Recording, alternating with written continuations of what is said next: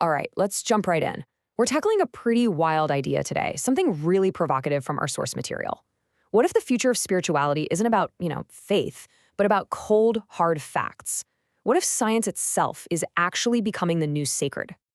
So this really is the big question, right? The one that sets up everything we're going to talk about. I mean, as science starts to decode the very building blocks of life, has the age of faith finally reached its end? Or is it just evolving into something we haven't seen before? And this right here, this really spells out the huge shift we're exploring. We're talking about a journey from a world that was explained by myths to one that's completely defined by data.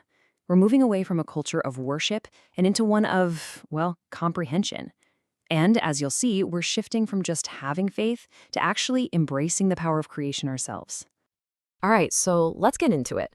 And to do that, we got to go back, way back. Because for most of human history, you have to remember faith wasn't really a choice.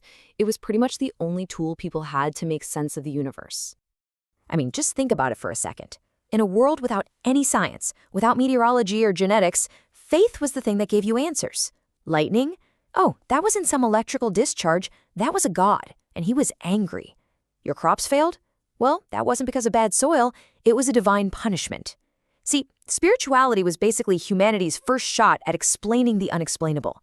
It gave people comfort, and it brought some sense of order to a really chaotic and mysterious world.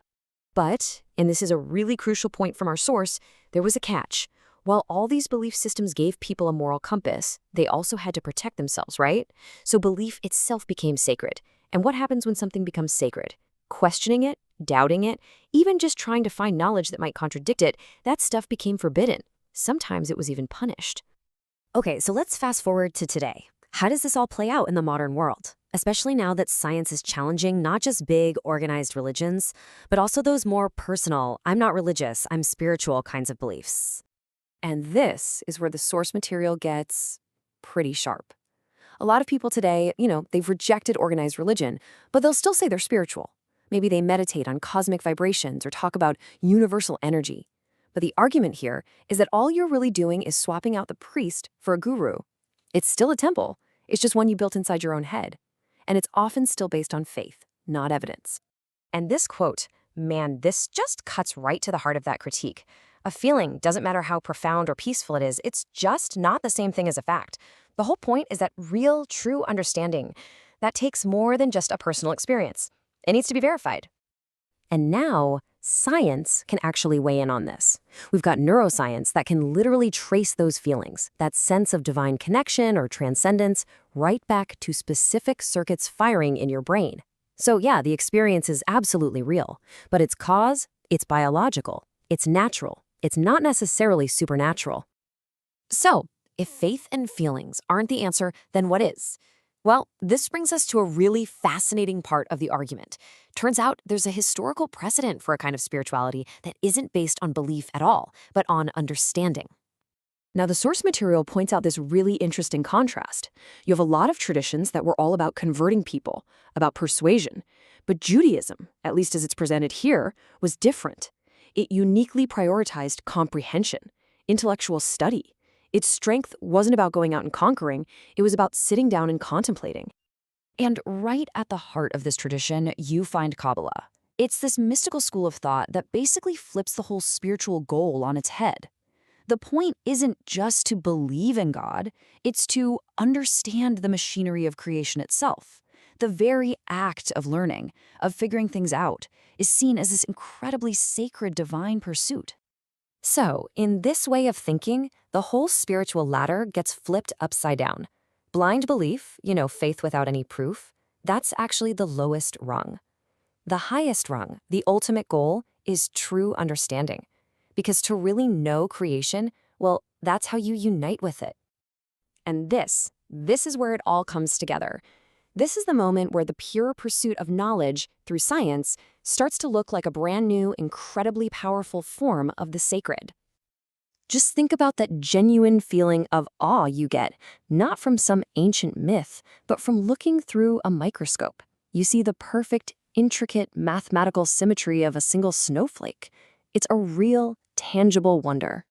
Or how about the sheer elegance of a DNA helix, that beautiful twisting ladder that holds the code for literally all of life as we know it?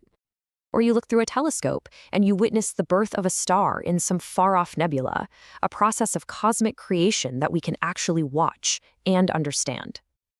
And here's the real kicker. These things aren't just pretty metaphors. The source argues they're actually better than poetry. The measurable, verifiable truth of how the universe works is so profound, it's so awe-inspiring that it starts to feel, well, holy. And this idea doesn't stop with nature. It extends to the things we create. When scientists grow a new organ in a lab, isn't that a form of creation? When an AI starts to reason, doesn't that echo the idea of divine wisdom? But here's the key difference. These aren't miracles that we're supposed to worship. They're achievements of knowledge, and they're meant to be understood. So where does that leave us? I mean, if comprehension is the new form of worship, then our role in the universe, it completely changes, doesn't it? Let's dig into that final implication. You know, you always hear that one criticism of ideas like transhumanism, this belief that we can use tech to evolve past our limits. People say it's arrogant, that we're playing God. But the source material just flips that question completely on its head. It asks, maybe the real arrogance is thinking humanity should just stay the same forever, to refuse to take part in the universe's endless process of creation and evolution. Okay, so does that mean this new path has no moral compass? Not at all.